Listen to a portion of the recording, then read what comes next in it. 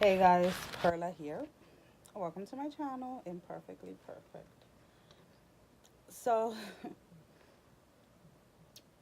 I wanted to share a little on how, and I apologize ahead of time for my camera moving so much. I'm just holding it in my hands. Um, what was I going to say? Oh, how dreams affect our day to day. So, I woke up this morning, clear minded, awake. My mind feels like, oh my God, I finally got like a full night's sleep, even though I look like I'm ready for bed again. Um, but I woke up sad. Um, Sad, like I just want to lay down and cry. Like, oh my God, I want to cry. I had nothing happen this morning, like, between waking up and getting the kids ready for the bus or whatever. Nothing happened. I have not received any, like, sad phone calls or anything like that. But yet, all I want to do is cry. I can't recall what time I fell asleep or how long I was asleep for. I cannot recall what I was dreaming about. The only two things that I do know is, well, three things. One, my brain got enough rest. Two, my emotions are all over the place right now because, like I said, I am just profoundly sad. And three, my body hurts. Like, there is, I don't even know. So the only thing I can think of is, like, people that start working out. You know how you usually get sore like the day after, especially when you're trying something new. So one of my examples would be, I used to do kickboxing and taekwondo, and after doing it for a while, I decided that because of my work schedule and everything else, there was going to be one day a week where I was just going to push my body and just see what happens. The first time I ever took three classes back to back, and that's including, like, different types of kickboxing, like different formats and stuff, and a taekwondo class. And I think I had taken a class like that morning before that evening. When I got home, my body was just like, it was done. And the following day, I was in so much pain and soreness, like just sore from, like, the over exhaustion of my muscles and everything else. So like I said, I can't remember what I was dreaming about. So I really, can't say. But what I do know is that even like breathing kind of like hurts a little. Um, so whatever I was dreaming about must have been something that was very, very, very physical. So I must have been doing something physical, um, and something that caused a lot of pain. That made me sad. That just, I honestly wish I could remember so that I can share what the dream was, so that this way it kind of like makes sense. But most of the times when my emotions and my body carries things from my dream to my life, I don't remember. And I think that's why it was so hard for so many years, not knowing why I was feeling the way I was feeling. I think I was like 13 or 14 when I was diagnosed with clinical depression. I honestly didn't think that that was the issue, because I would wake up sometimes and just be angry or extremely sad or extremely happy or excited or hopeful, or all of these different types of emotion. It was just not just depressed. But the just depressed part was the part that the psychiatrist that decided to diagnose me after like a 5 minute conversation decided to cling on to. So after my diagnosis, and I found out, and I started researching, how the brain kind of works and how, you know the dream stage and everything like that. I started slowly to realize that a lot of the feelings that I had were not because of anything that had happened to me necessarily, but because of dreams that I had that I couldn't remember. Yeah, try to wrap your head around that one. um, I would have conversations. I would make plans in my dreams. I would say things in my dreams. And then in life, like, in reality, in my life, I would get upset with certain people because to me, we had had this conversation. To me, we had made these plans. To me, we had, this had actually happened. And for the longest time, I actually became angry at people, like, not dream based, but like, angry because people were letting me down. And people were letting me down because none of this shit actually happened. It was all in my head. It was all my dreams. Um, and so now, like, if you were to talk to, like, my sister or or my kids, I love it. One of my kids, Derek, always goes like, "Mom, do you remember you said we were gonna do this and this and that?" And I'm like, "Huh?" And he's like, "Don't worry, mommy, I wrote it down because I knew you were gonna forget." um, but the thing is, like, now when I feel that I've been let down by a person versus just going at them and getting upset, I ask, "Hey, FYI, did we talk about this? Did we make these plans?" Because in this way, I can justify my feelings. Okay, that never really happened, but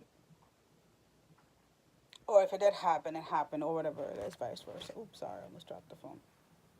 But I guess what I'm trying to get at is, a lot of us, and I say us, I mean, like, people with narcolepsy, um, hide these little things, and these are things that we need to start talking about. These are things that we need to. I know my eyes open mad wide right now.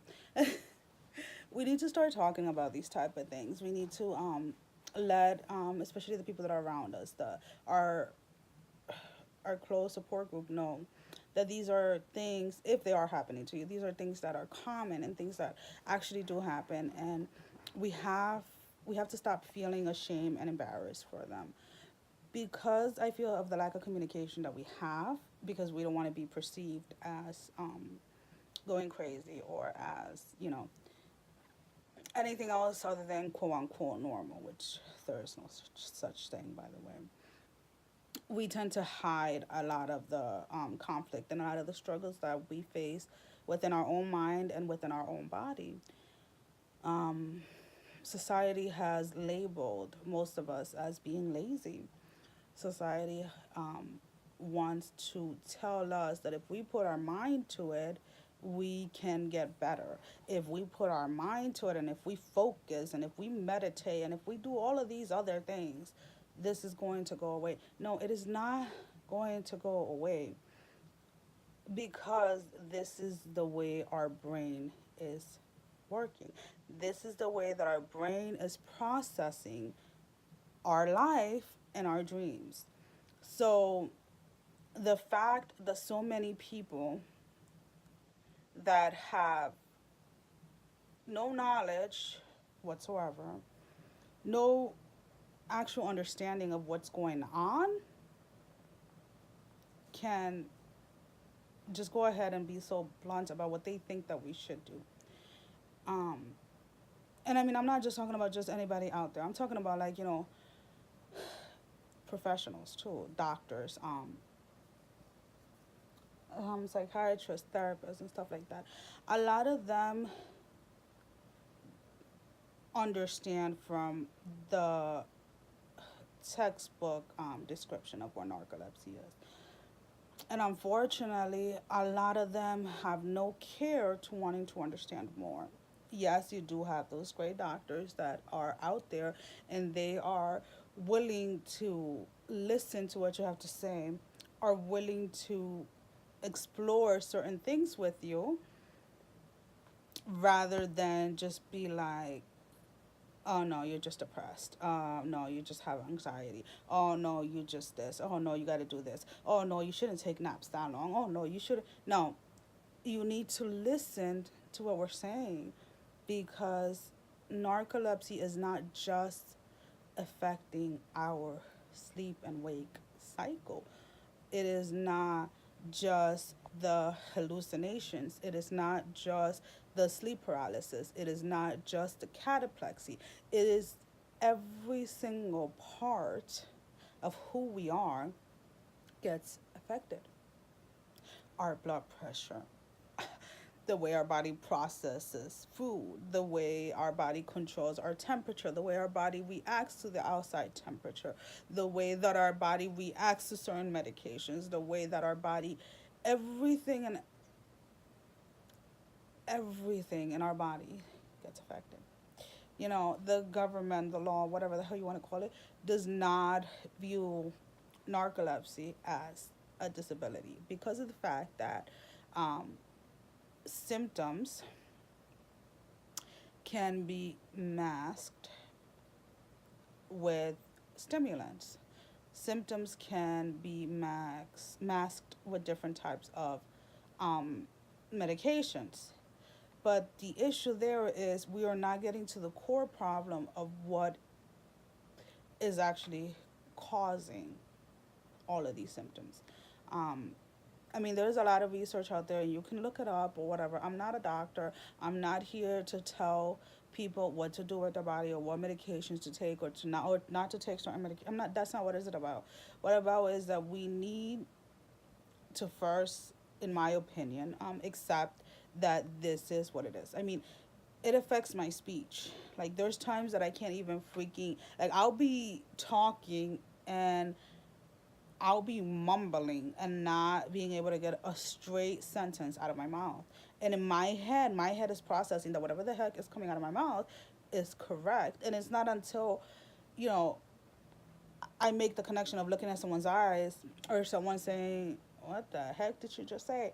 that I realize that what is coming out of my mouth is not what my brain is not what I'm actually thinking that I'm saying, or that it's not coming out correctly. I stuttered a lot. I mispronounce a lot of words. I'll be spelling words in my head, but as I'm writing them down, I'm writing something completely different. Um, or I'm missing a letter here and there. The concentration level is completely off base.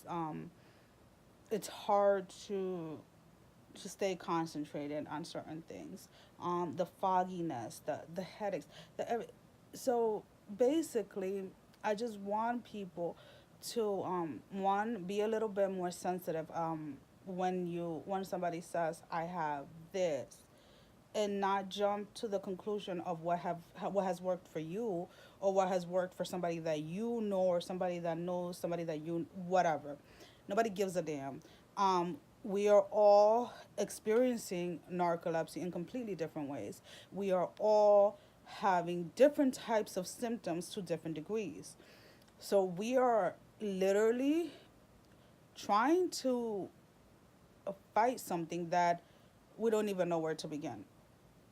Okay? We are trying to take what our doctors are telling us, what research is telling us, what other people are telling us, and still trying to figure out what works for us. So if somebody tells you I'm tired, or if somebody tells you this or that, don't jump to effing conclusion that whatever you're going to say to them is going to help them. Because I can't go to one of my kids that has narcolepsy and be like, you know what, sweetie, if you do this, it's going to help you. No, it's not going to help her because unlike her, when she was four, she started kindergarten, she was 4.5, almost 5. She was falling asleep in class with her eyes closed and was sleeping for 2 or 3 hours at a time. Whereas to me, that never happened. I fall asleep with my eyes open and I continue automatic behavior.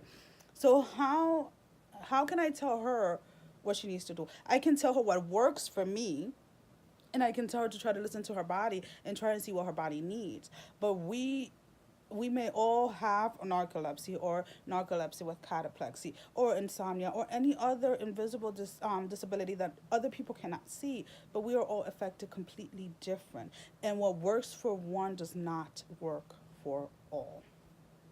And that's just the truth. And anybody else that wants to come and tell you something different, you know what? I don't want to freaking hear it, because that's at the point that I am in my life. You know, when I have the days when I feel that I wake up and I'm freaking depressed and all I want to do is in bed, and people are like, "Oh, you're depressed because you're in bed. You need to go out. You need to go for a walk." No, I don't fucking have to go for a freaking walk. I freaking woke up like this. Something must have happened in my freaking dream. And I'm conscious enough that something did happen. But the more that I try to suppress it and the more that I try to fight it personally, makes it worse. Now, there can be somebody else with narcolepsy that wakes up and be like, oh, why do I feel like this? Must have been something I dreamed. And can take 5 minutes, focus on, whatever, and let it go or whatever, and be fine with it. That's fine. It works for you, but it doesn't work for me. It doesn't work for John. It doesn't work for Bob. So what we have to understand is that even though we all have the same condition, we are still individuals. And as individuals, we need to learn what works for us. We need to figure out what we need, and we have to accept it, and we have to stop worrying so much about what the world thinks, about what society thinks, and about what other things, because the issue there is then you start going crazy because you do not want to disappoint. You do not want to be labeled. You start worrying about what people are labeling you as, and so much other crap that completely, honestly, who gives a damn? One day being skinny is a good thing, the next day being fat is a good thing. One day, running is good for you, the next day running is bad for you. One day chicken is good for you, the next day chicken is bad for you. Every single day, from different people perspective, things are going to be right, things are going to be wrong, things are going to work, things are not going to work. You need to find out what works for you. That's it. 17 minutes, and I'm sorry, I was not expecting to make such a long video. I just kind of like, get upset that there are so many people that are just being told what to do when half those people don't even understand what we're going through. Love you guys. Um, thank you for coming and thank you for watching. And hopefully, I start to feel better physically and emotionally, because don't I like this. But I'm not going to fight it either. Just not going to take it out on other people, I guess. So, bye. Like my hair? Looks like I have a little flower in my hair, right? Woo! I need to try to smile so to relieve some of the sadness. I'd rather smile than cry, but sometimes we do need to cry. Bye, and thank you for watching.